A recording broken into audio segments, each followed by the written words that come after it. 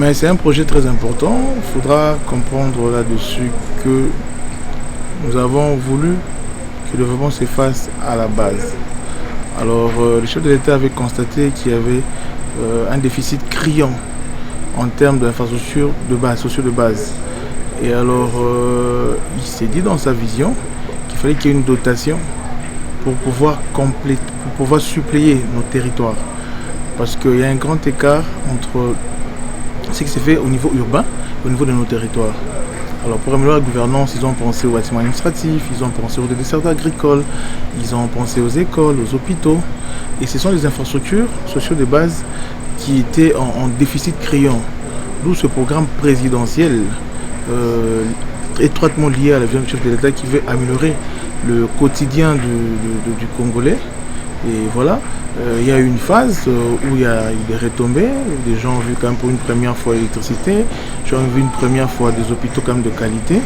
Alors nous pensons que le besoin d'encore optimiser, d'amplifier davantage au bénéfice du Congolais. Donc nous estimons que le chef de l'État a bien vu pour essayer un peu de commencer à penser modernisation de nos territoires. Bon, la ville de Kinshasa n'est pas alignée jusque-là. Mais nous avons ici aussi présent porté un plaidoyer dans ce sens.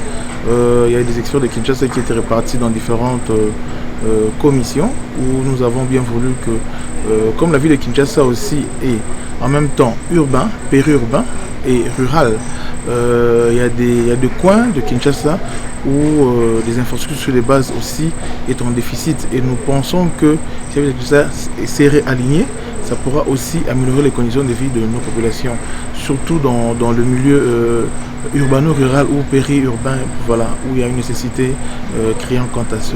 Donc ce plaidoyer a été porté ici dans cette conférence et nous pensons que les agences concernées dans l'implémentation voudront bien aligner aussi la ville de Kinshasa dans ces coins-là. Parce qu'il y a des endroits où Kinshasa et, admettons, Kwango et sont en proximité. Donc, c'est-à-dire les villages de Kwango et les villages qui donnent du côté de Kinshasa vivent la même réalité.